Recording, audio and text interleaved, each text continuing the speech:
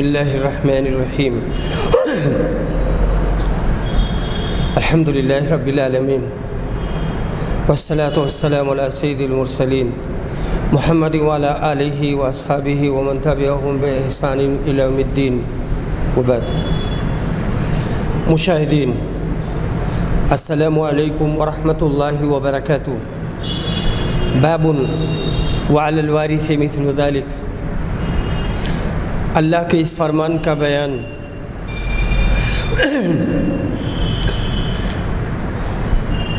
اور اللہ تعالیٰ کے اس فرمان کا بیان اور اسی کے مثل وارث پر بھی ہے وَهَلْ عَلَى الْمَرْأَةِ مِنْهُ شَيْءٌ وَضَرَبَ اللَّهُ مَثَلًا رَجُلَيْنِ أَحَدُهُمَا أَبْكَمُ لَا يَقْدِرُ عَلَى شَيْءٍ وَهُوَ كَلٌّ عَلَى مَوْلَاهُ بچے کے وارث پر بھی یہی لازم ہے اور اللہ نے سورہ نحل میں فرمایا اللہ دوسروں کی مثال بیان کرتا ہے ایک تو گونگا ہے جو کچھ بھی قدرت نہیں رکھتا صراط مستقیم تک یعنی دودھ پلانے والی کا نفقہ خرچ وغیرہ دینا جب بچہ کے پاس کچھ مال نہ ہو تو امام احمد کے نزدیک اس کے وارث خرچہ دیں گے اور حنفیہ کے نزدیک بچہ کے ہر محرم رشتہ دار اور جمہور کے نزدیک وارثوں کو یہ خرچہ دینا ضروری نہیں وعلی الوارث مثل ذلك کے معنی انہوں نے یہ کیے ہیں کہ وارث بھی ہم کو نقصان نہ پہنچائے زید بن ثابت نے کہا ہے کہ اگر بچہ کی ماں اور چچا دونوں ہوں تو ہر ایک بقدر اپنے حصہ وراثت کے اس کا خرچہ اٹھائے گا یہ باب لا کر امام بخاری نے زید کا قول رد کیا کہ عورت کی مثال گونگے کی سی ہے اور گونگے کی نسبت فرمایا لا یقدر علی شیء عورت پر کوئی خرچہ واجب نہیں ہو سکتا حدیث نمبر 5369 ام سلمہ روایت کرتی ہیں کہتی ہیں کہ مجھے ابو سلمہ کے لڑکوں کے بارے میں ثواب ملے گا انہوں نے کہا اللہ کے رسول کیا مجھے میرے شوہر ابو سلمہ کے بچوں کے سلسلے میں نیکی ملے گی اگر میں ان پر خرچ کروں میں انہیں اس محتاجی میں دیکھ نہیں سکتی وہ میرے بیٹے ہی تو ہیں تب آپ نے فرمایا ہاں تمہیں ہر اس چیز کا ثواب ملے گا جو تو ان پر خرچ کرے گی حدیث نمبر 5370 عائشہ رضی اللہ عنہ روایت کرتی ہیں کہتی ہیں کہ ہند نے کہا اللہ کے رسول ابو سفیان بخیل ہیں اگر میں ان کے مال میں سے اتنا لے لیا کروں ان سے پوچھے بغیر جو میرے اور میرے بچوں کو کافی ہو تو کیا اس میں کوئی گناہ ہے آپ نے فرمایا دستور کے مطابق لے لیا کرو اس حدیث سے امام بخاری نے یہ نکالا اور یہ بیان کیا کہ اولاد کا خرچہ باپ پر لازم ہے ورنہ نبی صلی اللہ علیہ وسلم ہند کو یہ حکم فرماتے کہ آدھا خرچ تو دے اور آدھا خرچ ابو سفیان کے مال سے لے مگر آپ نے ایسا نہیں کہا باب قول النبی صلی اللہ علیہ وسلم من ترک کلا او دیاء فالی رسول اکرم کا یہ فرمان جو کوئی تھوڑا یا زیادہ قرض چھوڑ جائے تو وہ میرے ذمے ہے یعنی میرے ذمہ ہے اس باب کے یہاں لانے سے امام بخاری کا مقصود یہ ہے کہ کوئی نادار مسلمان اولاد چھوڑ جائے تو اولاد کی پرورش بیت المال سے کی جائے گی آج کے زمانے میں ایسے لاوارث مسلم بچوں کی پرورش مال زکوٰۃ سے کرنا مالدار مسلمانوں کا اہم ترین فریضہ ہے اس میں کوتاہی نہیں کرنی چاہیے۔ حدیث نمبر 5371، ابو ہریرہ روایت کرتے ہیں کہ رسول صلی اللہ علیہ وسلم کے پاس جب کسی ایسے شخص کا جنازہ لایا جاتا جس پر قرض ہوتا تو آپ دریافت فرماتے مرنے والے نے قرض کی ادائیگی کے لیے ترکہ چھوڑا ہے یا نہیں۔ اگر کہا جاتا کہ اتنا چھوڑا ہے جس سے ان کا قرض ادا ہو سکتا ہے تو آپ اس کی نماز پڑھتے، ورنہ مسلمانوں سے کہتے کہ اپنے ساتھی پر تم ہی نماز پڑھ لو، اور آپ نہ پڑھتے۔ پھر جب اللہ نے نبی صلی اللہ علیہ وسلم پر فتوحات کے دروازے کھول دیے تو کہا میں مسلمانوں سے ان کی خود اپنی ذات سے بھی زیادہ قریب ہوں، اس لیے ان کے مسلمانوں میں سے جو کوئی بھی وفات پائے اور قرض چھوڑے تو اس کی ادائیگی کی ذمہ داری میری ہے، اور جو کوئی مال چھوڑے وہ اس کے ورثہ کا ہے۔ صلو علی صاحبکم کہنے سے یہ مقصد تھا کہ لوگ قرض ادا کرنے کی فکر کریں، ایسا نہیں کہ قرض لے کر کے کھا لیں اور ادائیگی نہ کریں اور پھر مر جائیں۔ باب المراضع من الموالیات وغیرہن، آزاد اور لونڈی دونوں انا ہو سکتی ہیں، یعنی دودھ پلا سکتی ہیں اور دونوں دایا ہو سکتی ہیں، چاہے آزاد ہو چاہے لونڈی ہو۔ حدیث نمبر 5372، ام حبیبہ روایت کرتی ہیں کہ نبی صلی اللہ علیہ وسلم کی میں نے عرض کیا اے اللہ کے رسول، میری بہن عزہ بنت ابی سفیان سے نکاح کر لیجئے۔ آپ نے فرمایا اور تم اسے بھی پسند کرو گی کہ تمہاری بہن تمہاری سوکن بن جائے؟ میں نے کہا جی ہاں، اس سے خالی تو میں اب بھی نہیں ہوں، یعنی اگر ان سے شادی نہ کرے تب بھی تو میری سوکنیں ہیں، اور میں پسند کرتی ہوں کہ اپنی بہن کو بھی بھلائی میں اپنے ساتھ شریک کر لوں۔ آپ نے اس پر فرمایا یہ میرے لیے جائز نہیں ہے، دو بہنوں کو ایک ساتھ نکاح میں جمع کرنا یہ درست نہیں ہے۔ میں نے عرض کیا اے اللہ کے رسول، واللہ اس طرح کی باتیں ہو رہی ہیں کہ آپ درہ بنت ابی سلمہ سے نکاح کا ارادہ رکھتے ہیں۔ آپ نے کہا ام سلمہ کی بیٹی؟ جب میں نے عرض کیا جی ہاں، تو آپ نے کہا اگر وہ میری پرورش میں نہ ہوتی اور میری ربیبہ نہ ہوتی تب بھی وہ میرے لیے حلال نہیں تھی، وہ تو میرے رضائی بھائی کی لڑکی ہے، مجھے اور ابو سلمہ کو سویبہ نے دودھ پلایا تھا، پس تم میرے لیے اپنی لڑکیوں اور بہنوں کو نہ پیش کیا کرو۔ ابو شعیب بیان کرتے ہیں ان سے زہری نے اور ان سے عروہ نے کہا سویبہ کو ابو لہب نے آزاد کیا تھا۔ اس حدیث سے امام بخاری نے باب کا مطلب نکالا کہ لونڈی انا ہو سکتی ہے، یعنی آزاد مردوں کو دودھ پلا سکتی ہے، جیسا کہ سویبہ یہ لونڈی سویبہ نے نبی صلی اللہ علیہ وسلم کو دودھ پلایا تو سویبہ کو ابو لہب نے نبی اکرم کی ولادت کی خوشی میں آزاد کیا تھا۔ اور اس کے بعد میں یہاں پر سہیلی کا قول نقل کیا گیا ہے کہ سہیلی نے ذکر کیا کہ حضرت عباس نے کہا کہ میں نے ابو لہب کو مرنے کے 1 سال بعد خواب میں بری حالت میں دیکھا، اور اس نے کہا کہ میں نے تم سے جدا ہونے کے بعد کوئی آرام نہیں دیکھا، مگر اتنا ضرور ہے کہ ہر سوموار کے دن میرے عذاب میں کچھ تخفیف ہو جاتی ہے، اور یہ اس لیے کہ نبی کریم صلی اللہ علیہ وسلم سوموار ہی کے دن پیدا ہوئے تھے،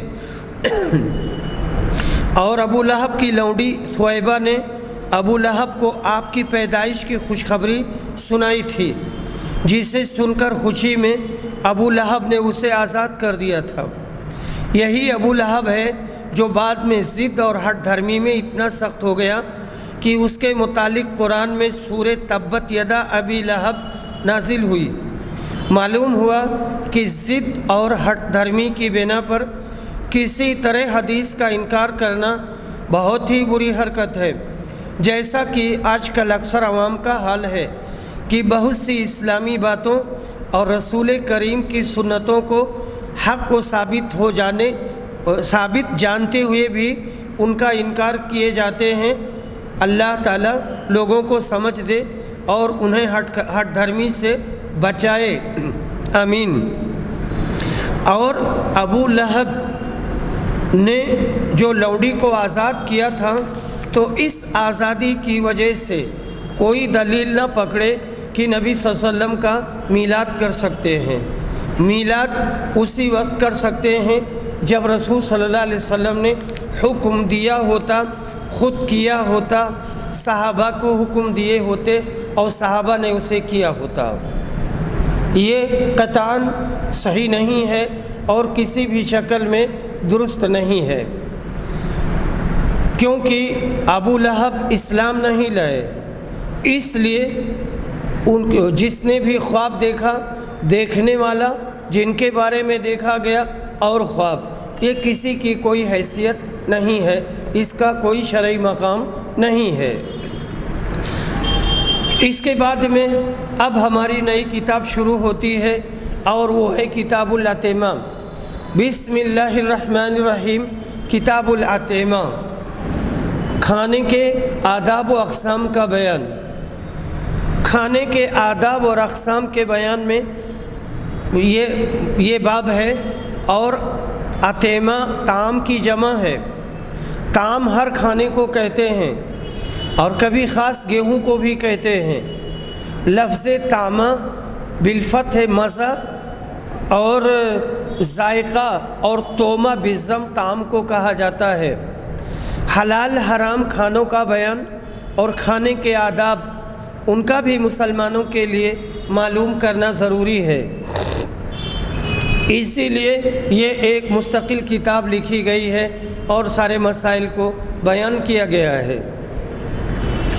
باب قول اللہ تعالی کلوا من طیبات ما رزقناکم۔ اللہ کے اس فرمان کا بیان، مسلمانوں کھاؤ ان پاکیزہ چیزوں کو جن کی ہم نے تمہیں روزی دی ہے، اور فرمایا کلوا من طیبات ما کسبتم، اور خرچ کرو ان پاکیزہ چیزوں میں سے جو تم نے کمائی ہیں۔ کلوا من الطیبات واعملوا صالحا انی بما تعملون علیم۔ اور اللہ نے سورہ مومنون میں فرمایا کھاؤ پاکیزہ چیزوں میں سے اور نیک عمل کرو، بے شک تم جو کچھ بھی کرتے ہو ان کو میں جانتا ہوں۔ حدیث نمبر 5373۔ ابو موسیٰ اشعری روایت کرتے ہیں کہ نبی صلی اللہ علیہ وسلم نے فرمایا بھوکے کو کھانا کھلاؤ پلاؤ، بیمار کی مزاج پرسی کرو اور قیدی کو چھڑاؤ۔ سفیان ثوری نے کہا کہ حدیث میں لفظ عانی سے مراد قیدی ہے۔ بے گناہ مظلوم قیدی مسلمان کو آزاد کرانا بہت بڑی نیکی ہے۔ زہ نصیب اس مسلمان کے جس کو یہ سعادت مل سکے، اللہ جنت نصیب کرے۔ حضرت مولانا حکیم عبدالشکور شکراوی اخیل مکرم مولانا عبدالرزاق صاحب کو، جنہوں نے ایک نازک ترین وقت میں میری اس طرح مدد فرمائی تھی۔ یہاں پر کوئی ان کی مدد کا ذکر نہیں ہے کہ کس باب میں مدد فرمائی تھی، لیکن مدد کی تھی تو اللہ تعالیٰ جنہوں نے مدد کی ہے اور جن کی مدد کی گئی ہے سب کو اللہ تعالیٰ جزائے خیر دے۔ حدیث نمبر 5374۔ ابو ہریرہ رضی اللہ عنہ روایت کرتے ہیں کہتے ہیں کہ حضور اکرم کی وفات تک آل محمد پر کبھی ایسا زمانہ نہیں گزرا کہ کچھ دن برابر انہوں نے پیٹ بھر کھانا کھایا ہو۔ حدیث نمبر 5375۔ ابو ہریرہ روایت کرتے ہیں کہ فاقہ کی وجہ سے میں سخت مشقت میں مبتلا تھا، پھر میری ملاقات عمر بن خطاب سے ہوئی اور ان سے میں نے قرآن مجید کی ایک آیت پڑھنے کے لیے کہا۔ انہوں نے مجھے وہ آیت پڑھ کر سنائی اور اپنے گھر میں داخل ہو گئے۔ اس کے بعد میں بہت دور تک چلتا رہا، آخر مشقت اور بھوک کی وجہ سے منہ کے بل گر پڑا۔ اچانک میں نے دیکھا کہ رسول صلی اللہ علیہ وسلم میرے سر کے پاس کھڑے ہیں۔ حضرت نے فرمایا، ابو ہریرہ، میں نے کہا حاضر ہوں اے اللہ کے رسول، تیار ہوں۔ پھر آپ نے میرا ہاتھ پکڑ کر مجھے کھڑا کیا۔ آپ سمجھ گئے کہ میں کسی تکلیف میں مبتلا ہوں۔ پھر آپ مجھے اپنے گھر لے گئے اور میرے لیے دودھ کا ایک بڑا پیالہ منگوایا۔ میں نے اس میں سے دودھ پیا۔ آپ نے فرمایا، دوبارہ پیو ابو ہریرہ۔ میں نے دوبارہ پیا۔ آپ نے فرمایا، اور پیو۔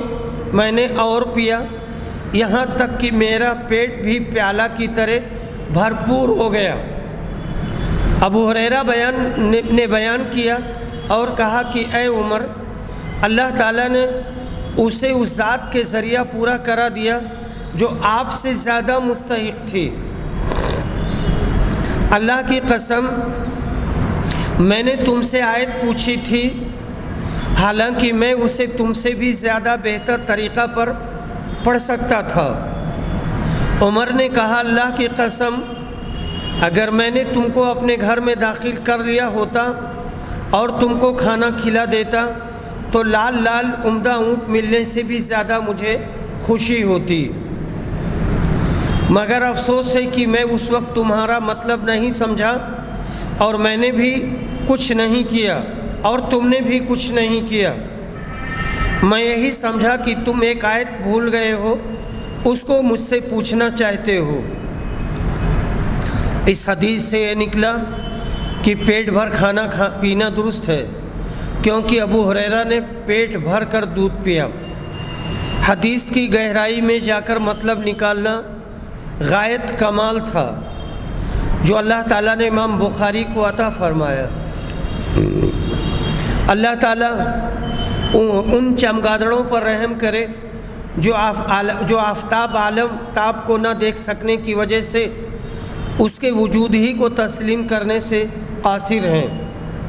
باب التسمیۃ علی الطعام والاکل بالیمین، کھانے کے شروع میں بسم اللہ پڑھنا اور دائیں ہاتھ سے کھانا۔ حدیث نمبر 5376۔ عمر بن ابی سلمہ سے سنا، انہوں نے بیان کیا کہ میں بچہ تھا اور رسول صلی اللہ علیہ وسلم کی پرورش میں تھا، اور کھاتے وقت میرا ہاتھ برتن میں چاروں طرف گھوما کرتا، اس لیے رسول اللہ صلی اللہ علیہ وسلم نے مجھ سے فرمایا، بیٹے بسم اللہ پڑھ لیا کر، دائنے ہاتھ سے کھایا کر اور برتن میں وہاں سے کھایا کر جو جگہ تیرے نزدیک ہو۔ چنانچہ اس کے بعد میں ہمیشہ اسی کے مطابق، اسی ہدایت اور رہنمائی کے مطابق کھانا کھاتا رہا۔ متفق علیہ۔ اگر شروع میں بسم اللہ بھول جائے تو جب یاد آئے اس وقت یوں کہے، بسم اللہ اولہ و آخرہ۔ اگر بہت سے آدمی کھانے پر ہوں تو پکار کر بسم اللہ کہے تاکہ اور لوگوں کو بھی یاد آ جائے۔ شروع میں بسم اللہ کہنا اور دائیں ہاتھ سے کھانا کھانا واجب ہے۔ ایک حدیث میں ہے کہ رسول اللہ صلی اللہ علیہ وسلم نے ایک شخص کو بائیں ہاتھ سے کھانے سے روکا۔ اس نے کہا کہ میں داہنے ہاتھ سے کھا نہیں سکتا۔ آپ نے فرمایا، اچھا تو داہنے ہاتھ سے نہ کھائے گا پھر اس کا دایاں ہاتھ مفلوج ہو گیا، اس کو جھوٹ کی قدرت نے فوراً سزا دے دی۔ باب الاکل مما یلی، برتن میں سامنے سے کھانا۔ انس کہتے ہیں کہ نبی صلی اللہ علیہ وسلم نے فرمایا، کھانے سے پہلے اللہ کا نام لیا کرو اور ہر شخص اپنے نزدیک سے کھائے، اپنے سامنے سے کھائے۔ حدیث نمبر 5377۔ عمر بن ابی سلمہ روایت کرتے ہیں، وہ نبی صلی اللہ علیہ وسلم کی زوجہ مطہرہ ام سلمہ کے بیٹے ہیں ابو سلمہ سے، اور رسول صلی اللہ علیہ وسلم کے ربیب بیان کیا کہ ایک دن میں نے رسول صلی اللہ علیہ وسلم کے ساتھ کھانا کھایا اور برتن کے چاروں طرف سے کھانے لگا، تو رسول اعظم نے مجھ سے کہا اپنے سامنے سے کھاؤ۔ حدیث نمبر 5378۔ ابو نعیم وہب بن کیسان روایت کرتے ہیں کہ نبی اکرم کی خدمت میں کھانا لایا گیا، آپ کے ساتھ آپ کے ربیب عمر بن ابی سلمہ بھی تھے۔ رسول اکرم نے فرمایا بسم اللہ کہو اور اپنے سامنے سے کھاؤ۔ باب من تتبع حوالی القصع مع صاحبہ اذا لم یعرف منہ کراہیہ، جس نے اپنے ساتھی کے ساتھ کھاتے وقت پیالے میں چاروں طرف ہاتھ بڑھایا، بشرطے کہ ساتھی کی طرف سے معلوم ہو کہ اسے کراہیت نہ ہوگی اور اسے برا نہ لگے گا۔ حدیث نمبر 5389۔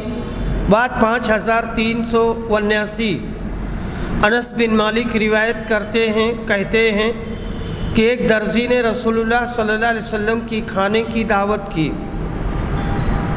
جو انہوں نے حضرت کے لیے تیار کیا تھا۔ انس نے بیان کیا کہ حضور اکرم کے ساتھ میں بھی گیا، میں نے دیکھا کہ حضور اکرم پیالہ میں چاروں طرف کدو تلاش کرتے تھے کھانے کے لیے۔ بیان کیا کہ اسی دن سے کدو مجھے بھی بہت پسند ہو گیا اور بھانے لگا۔ متفق علیہ۔ کیونکہ نبی صلی اللہ علیہ وسلم کو پسند تھا اور بھاتا تھا۔ ایمان کی یہی نشانی ہے کہ جو چیز پیغمبر پسند فرماتے اسے مسلمان بھی پسند کرتے۔ امام یوسف شاگرد امام ابو حنیفہ سے منقول ہے کہ ایک شخص نے کہا نبی کریم صلی اللہ علیہ وسلم کدو پسند فرماتے تھے، مجھ کو تو پسند نہیں ہے۔ امام ابو یوسف نے کہا کہ گردن مارنے کا ہتھیار لاؤ، یہ شخص مرتد ہو گیا ہے، اس کی گردن مار دی جائے، جو مرتد کی سزا ہے۔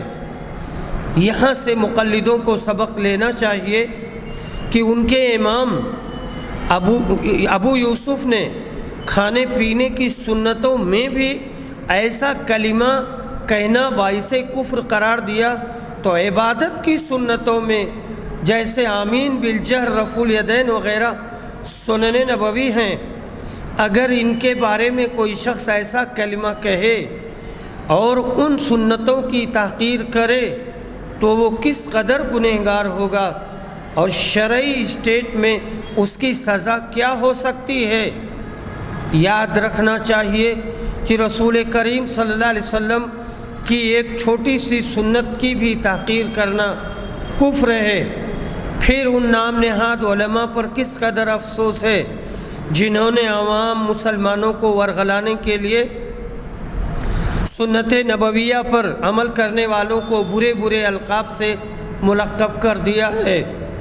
کوئی اہل حدیث کو غیر مقلد کہتا ہے، کوئی لامذہب کہتا ہے، کوئی وہابی کہتا ہے، کوئی آمین والوں سے ملقب کرتا ہے۔ یہ سارے القاب بغرض توہین زبان پر لانے گناہ کبیرہ کی حد تک پہنچانے والے ہیں۔ اللہ تعالیٰ ایسے لوگوں کو نیک ہدایت دے کہ وہ رسول کریم صلی اللہ علیہ وسلم کی سنتوں کی توہین کر کے اپنی آخرت خراب کرنے سے باز آئیں۔ باب التیمن فی الاکل وغیرہ، کھانے پینے میں دائیں ہاتھ کا استعمال کرنا۔ عمر بن ابی سلمہ کہتے ہیں کہ نبی صلی اللہ علیہ وسلم نے مجھ سے فرمایا دائیں ہاتھ سے کھاؤ۔ حدیث نمبر 5380۔ عائشہ رضی اللہ عنہ روایت کرتی ہیں کہ نبی کریم صلی اللہ علیہ وسلم جہاں تک ممکن ہوتا پاکی حاصل کرنے میں، جوتا پہننے میں اور کنگھا کرنے میں داہنی طرف سے ابتدا کرتے۔ اشعث اس حدیث کے راوی جب واسط شہر میں تھے تو اس نے اس حدیث میں یوں کہا تھا کہ ہر ایک کام میں رسول صلی اللہ علیہ وسلم داہنی طرف سے ابتدا کرتے۔ حدیث کے ترجمہ میں لاپرواہی، یہاں پر ایک واقعے کا تذکرہ کیا گیا ہے۔ آج کل جو تراجم بخاری شریف شائع ہو رہے ہیں ان میں بعض حضرات ترجمہ کرتے وقت اس قدر کھلی غلطی کرتے ہیں جسے لاپرواہی کہنا چاہیے۔ چنانچہ روایت میں لفظ واسط سے شہر جہاں راوی سکونت رکھتے تھے مراد ہے، مگر برخلاف ترجمہ یوں کیا گیا ہے کہ اشعث نے واسط کے حوالے سے اس سے پہلے بیان کیا۔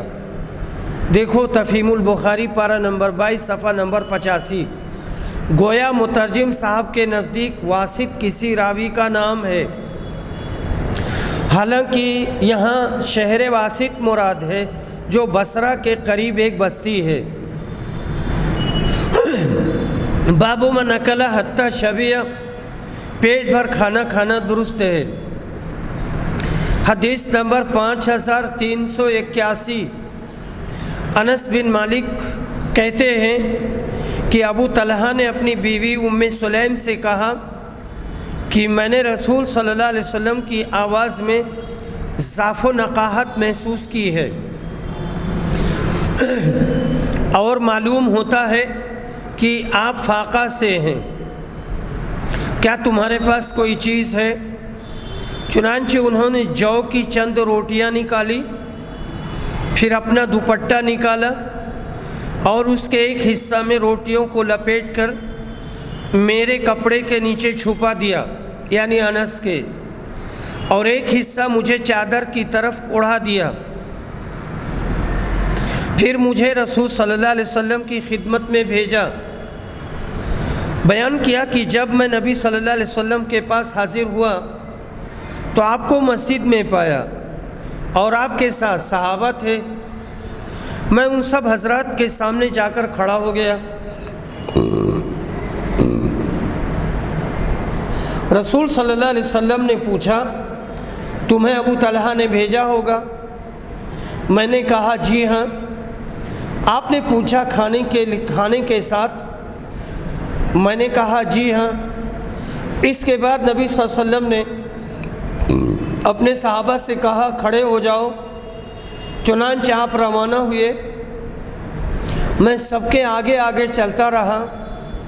جب میں ابو طلحہ کے پاس واپس پہنچا تو انہوں نے کہا ام سلیم، رسول اکرم صحابہ کو لے کر آ گئے ہیں، حالانکہ ہمارے پاس کھانے کا اتنا سامان نہیں جو سب کو کافی ہو سکے۔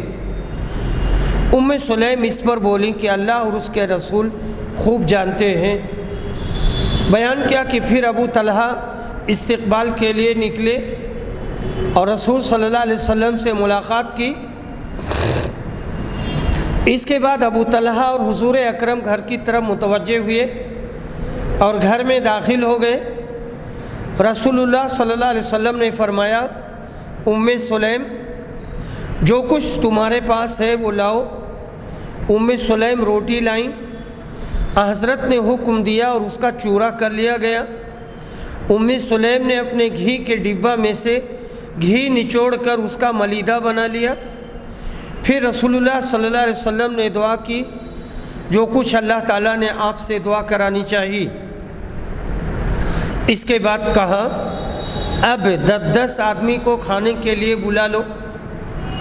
چنانچہ 10 صحابہ کو بلایا، سب نے کھایا اور شکم سیر ہو کر باہر چلے گئے۔ پھر آپ نے فرمایا 10 کو اور بلا لو۔ انہیں بلایا گیا اور سب نے شکم سیر ہو کر کھایا اور باہر چلے گئے۔ پھر کہا 10 صحابہ کو اور بلا لو۔ پھر 10 صحابہ کو بلایا گیا اور ان لوگوں نے بھی خوب پیٹ بھر کر کھایا اور باہر تشریف لے گئے۔ اس کے بعد پھر اور 10 صحابہ کو بلایا گیا۔ اس طرح تمام صحابہ نے پیٹ بھر کر کھایا۔ اس وقت 80 صحابہ کی جماعت وہاں موجود تھی۔ حضرت سلیم سمجھ گئی تھیں کہ نبی صلی اللہ علیہ وسلم جو اتنے لوگوں کو ہمراہ لا رہے ہیں تو کھانے میں ضرور آپ کی دعا سے برکت ہوگی۔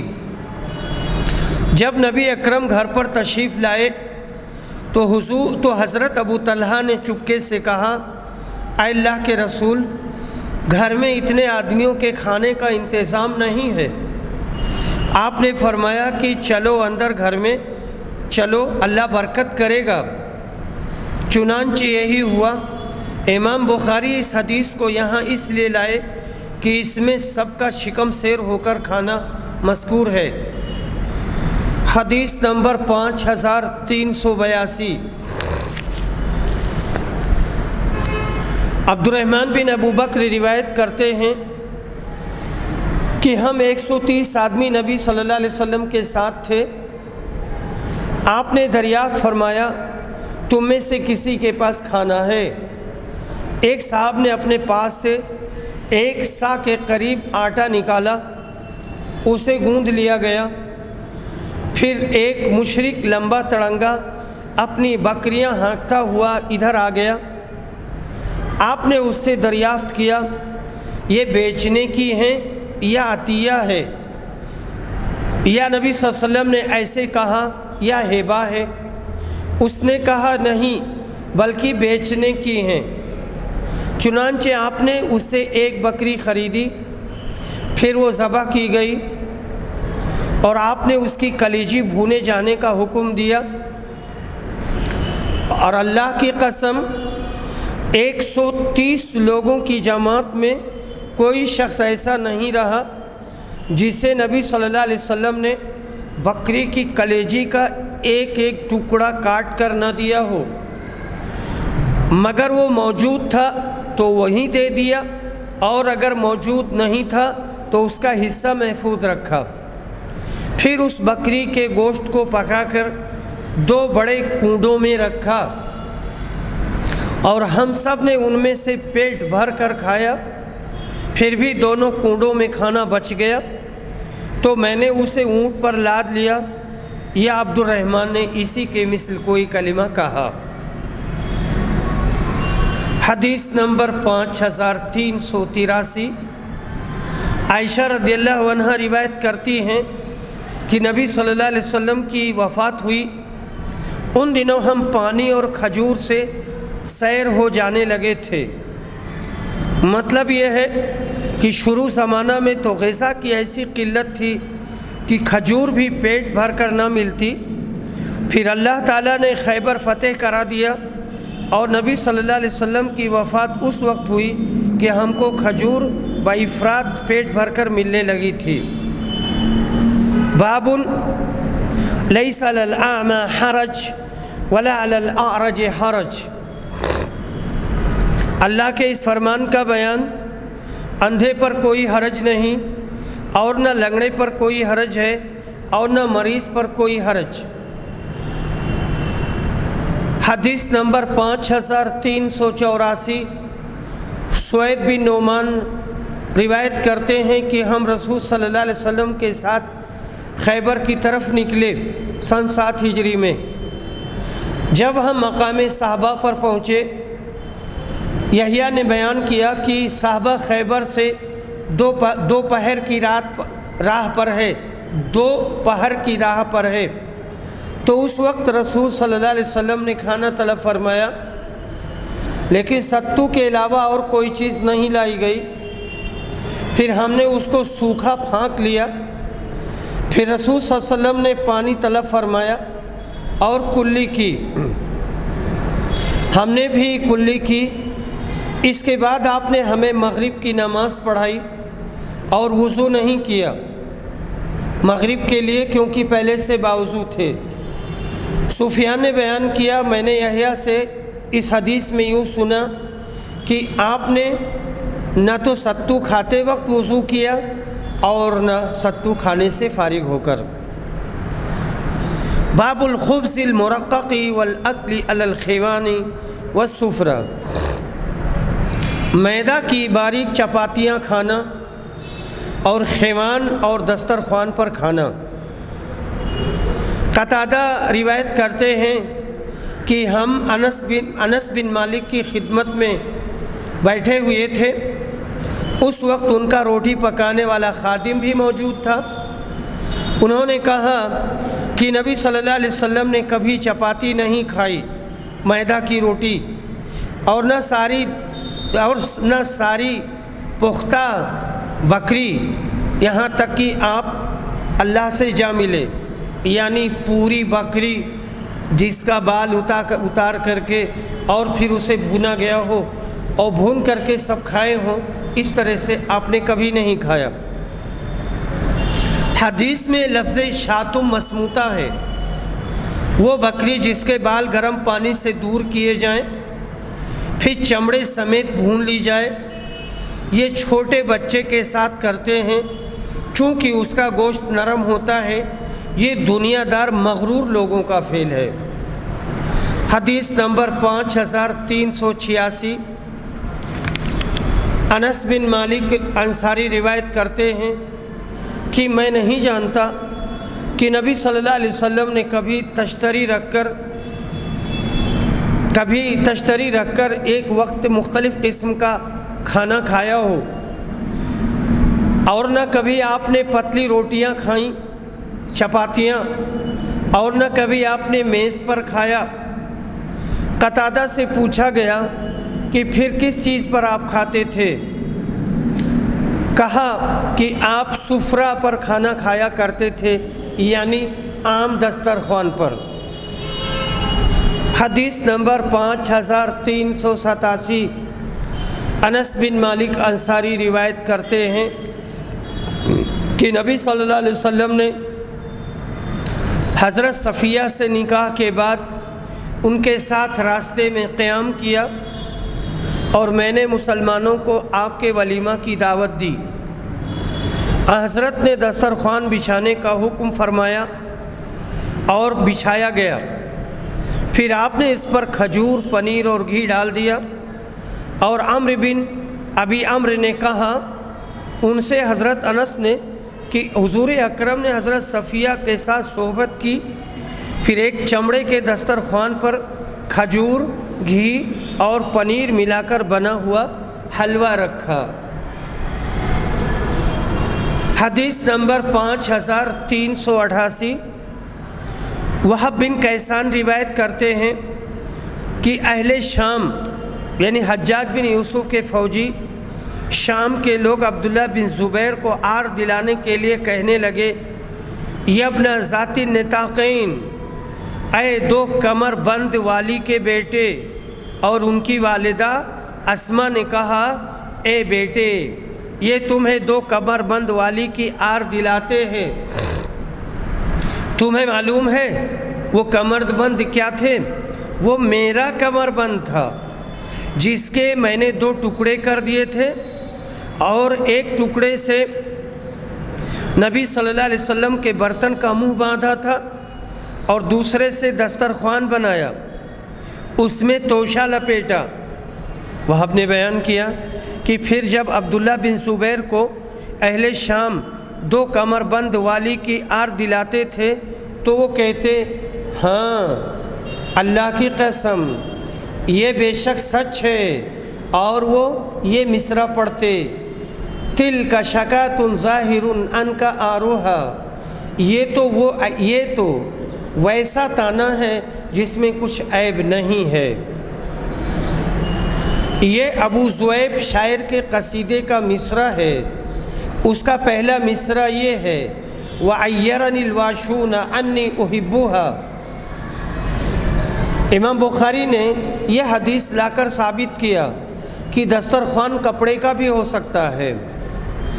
حضرت اسماء نے شب ہجرت میں اپنے کمربند کے 2 ٹکڑے کر کے ایک سے آپ کے پانی کا مشکیزہ باندھا اور دوسرے سے آپ کا توشہ لپیٹا۔ اس دن سے ان کا لقب ذات النطاقین 2 کمر بند والی ہو گیا تھا۔ حدیث نمبر 5389۔ ابن عباس روایت کرتے ہیں کہ ان کی خالہ ام حفید بنت حارث بن حزن نے نبی اکرم کو گھی، پنیر اور سائنہ ہدیہ کے طور پر بھیجی۔ سائنہ سے مراد ہے زب یعنی سانڈا بھون کر کے۔ حضرت نے عورتوں کو بلایا اور انہوں نے آپ کے دسترخوان پر سائنہ کو کھایا، لیکن نبی صلی اللہ علیہ وسلم نے اسے ہاتھ نہیں لگایا، جیسے آپ اسے ناپسند کرتے ہیں۔ لیکن اگر سائنہ حرام ہوتا تو آپ کے دسترخوان پر کھایا نہ جاتا اور نہ آپ انہیں کھانے کے لیے فرماتے بلکہ منع کر دیتے۔ اس سے حنفیہ کا رد ہوتا ہے جو سائنہ کو حرام کرتے ہیں اور حرام جانتے ہیں۔ سائنہ وہی زب ہے جسے سانڈا کہا جاتا ہے۔ باب السویق، ستو کھانے کا بیان۔ حدیث نمبر 5390۔ سوید بن نعمان روایت کرتے ہیں کہ وہ نبی صلی اللہ علیہ وسلم کے ساتھ مقام صحابہ میں تھے۔ وہ خیبر سے ایک منزل پر ہے۔ نماز کا وقت قریب تھا تو نبی صلی اللہ علیہ وسلم نے کھانا طلب فرمایا، لیکن ستو کے سوا اور کوئی چیز نہیں لائی گئی۔ آخر نبی صلی اللہ علیہ وسلم نے اس کو پھانک لیا اور ہم نے بھی پھانکا۔ پھر آپ نے پانی طلب کیا اور کلی کی۔ اس کے بعد آپ نے نماز پڑھائی اور ہم نے بھی آپ کے ساتھ نماز پڑھی، اور آپ صلی اللہ علیہ وسلم نے اس نماز کے لیے نیا وضو نہیں کیا کیونکہ آپ سب وہ باوضو تھے۔ باب ما کان النبی صلی اللہ علیہ وسلم لا یاکل حتی یسمى له فیعلم ما ہوا۔ نبی صلی اللہ علیہ وسلم کوئی کھانا نہ کھاتے جب تک لوگ بتلا نہ دیتے کہ یہ فلانا کھانا ہے، اور آپ کو جب تک معلوم نہ ہو جاتا کھانا نہ کھاتے تھے۔ حدیث نمبر 5391۔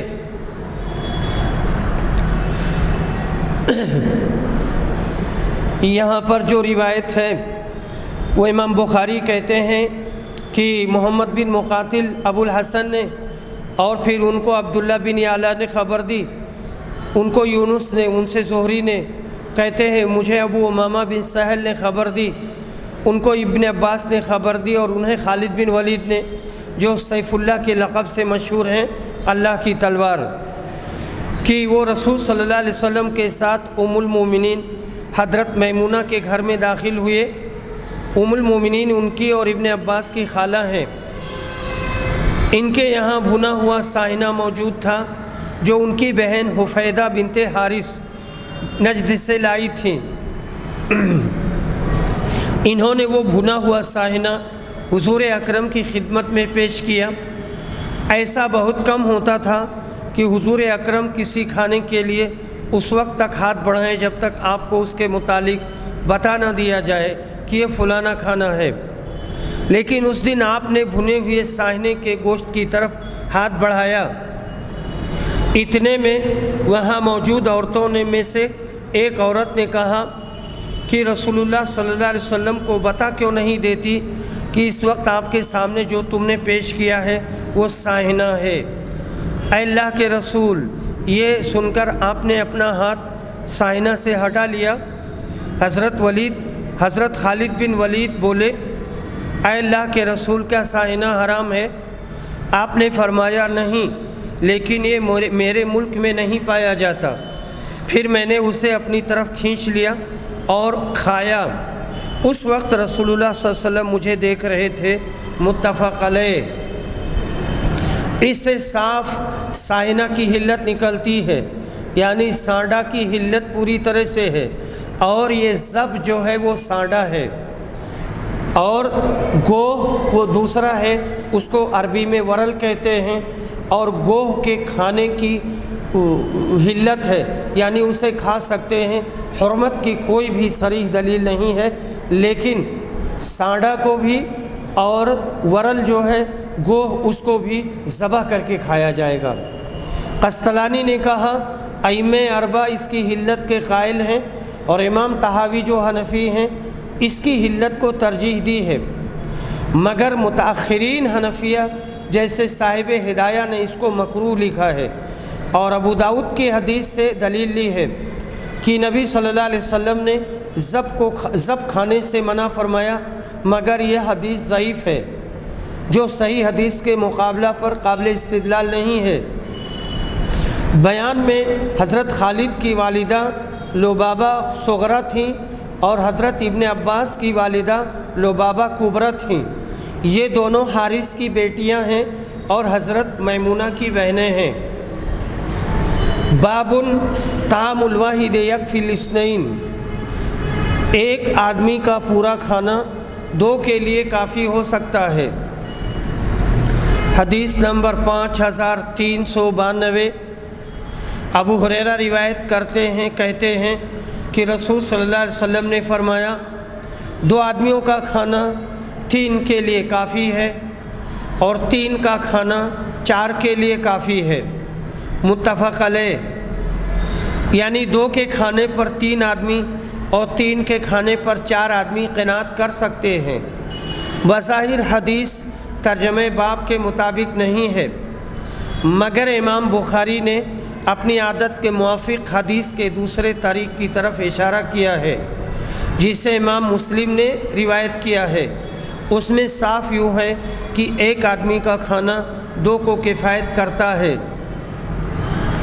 باب المؤمن یاکل فی مئن واحد، مومن ایک آنت میں کھاتا ہے اور کافر 7 آنتوں میں۔ حدیث نمبر 5393، نافع روایت کرتے ہیں کہ ابن عمر اس وقت تک کھانا نہیں کھاتے تھے جب تک ان کے ساتھ کھانے کے لیے کوئی مسکین نہ لایا جاتا۔ ایک مرتبہ میں ان کے ساتھ کھانے کے لیے ایک شخص کو لایا، اس نے بہت زیادہ کھانا کھایا۔ بعد میں ابن عمر نے کہا کہ آئندہ اس شخص کو میرے ساتھ کھانے کے لیے نہ لانا، میں نے نبی صلی اللہ علیہ وسلم سے سنا ہے کہ مومن ایک آنت میں کھاتا ہے اور کافر 7 آنتوں میں کھاتا ہے اور 7 آنتوں میں بھر لیتا ہے۔ یہ حدیث متفق علیہ ہے۔ اللہ تعالی ہر مسلمان کو حضرت عبداللہ بن عمر کے اسوہ پر عمل کرنے کی سعادت عطا کرے کہ کھانے کے وقت کسی نہ کسی مسکین کو یاد کر لیا کریں۔